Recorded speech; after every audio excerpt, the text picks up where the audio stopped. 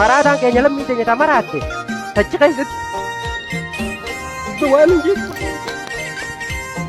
OBN'n miidiyaa uummataa miti maaliif rakkoo keenya irraa dubbatti nuti Oromoo miti deegaa mangistii miti nuti akkamitti abata takkaa wayii hidhamnas keessatti rakkoo tokko malee badii tokko malee nama saamuu hin baane nama hatuu hin baane. ለገንዘቡ ብቻ ነው እንዴ ሰው የሚጨነቀው? ለህዝብ አይጨነቅም? የኢትዮጵያ ሰው ግን ለምንድን ነው ህዝቡ በቃ ለባለስልጣን ብቻ ነው እንዴ ሰላማዊ ሰልፍ እየወጣ የሚዘፍ ነው የሚሞዝቀው? ብዙ ወገኖች ብዙ ወንድሞቻችን እያበዱ ነቅለዋል። በቃ ያበደ ሁሉ አብዷል። አይምሮ ትክክል የሚሰራ የለም። ኧረ እባካችሁ ድረሱልን። ኧረ እባካችሁ ሀገራችን አፈቀድ ልጅ አለን ሚስት አለን። ልጅና ሚስት የታዩ አመት ከሁለት ወሮች እንዴት ነው የምታስቡት? ኧረ እባካችሁ ድረሱልን።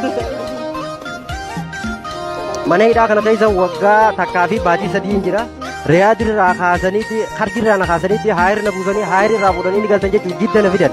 Sigale kanaafuu namni gartee Riyaad bakki irraa galu jiran sanis Suudi Arabiyaadha mootummaa biraatii miti. Riyaad mootummaa biroo taatee jidda mootummaa biroo hin taane. Assalaamu alaykum warahmatullahi wabarakaatu. Ashama akkam jirtu uummata Oromoo nagaa keessanii jirtani baga jiraattan isiniin jecha. Har'aan tana turtii yeroo dheeraa booda deebi'een dhufeen jira. Inshallah amma boodan baduuniin dhufa. Har'aan wanti na fide tokko waa'ee ijoollee keenya mana hidhaa Suudi Arabiyaa keessatti dararamaa jiranidha. Walumaa galatti wanti jechuu barbaadu obboleeyyan keenya mana hidhaa keessa jiran akkasuma abboota keenya hawwoota keenya daa'ima wajjin namoonni hedduu achi keessatti dararamaa jiraachuu isaanii namoonni sooshaal miidiyaa kanarratti argaa jirtani. Kanaaf hundi keenya afaan takkaa wal fakkaannee uummata keenyaaf sagalee haa taanu jechuun barbaada. Hunda caalaa rabbiin cinqaa kana keessa uummata keenya haa baasu. Akkasuma immoo nuti maal finnaa jennee yookaan hordoftoota baay'ee hin qabnu jennee callisoo osoo hin taane waa'ee lammii keenyaa kana waa'ee uummata keenyaa kana irra deddeebiidhaan sagalee ta'uu fi qabnaa hifannaa takka malee jechuudha. Nuti hifannee dhiisuu dandeenya. Rakkoo fi gidiraan immoo hifatee isaan dhiisaan jiru.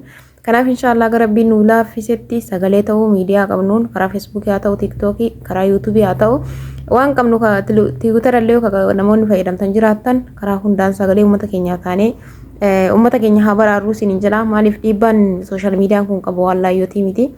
Kanaaf hundi keenya afaan takka wal fakkaannee gara hundaan akkuma wayitaa warra wal fuudhuu fi warra wal arrabsullee viidiyoo isaanii harkifneetiin hin maxxansinu san finnee waan yaraa waan hin taane waan nuuf fayyadne maxxansinu sanitti waan sila ummata keenyallee fayyaduu nullee ajirii irraa argannu kana irratti xiyyeeffannee gara hundaan haa facaafnu isiniin jechuun barbaada. Kanaaf inshallah akkasitti itti yaada hundi keessanuu viidiyoo dalagaa fi suuraa isaanii fayyadamaati. Akkasiis ni jedha galatoomaa ulfaadha. Inshallah yeroo biraa deebinee agarruutti turtii gaarii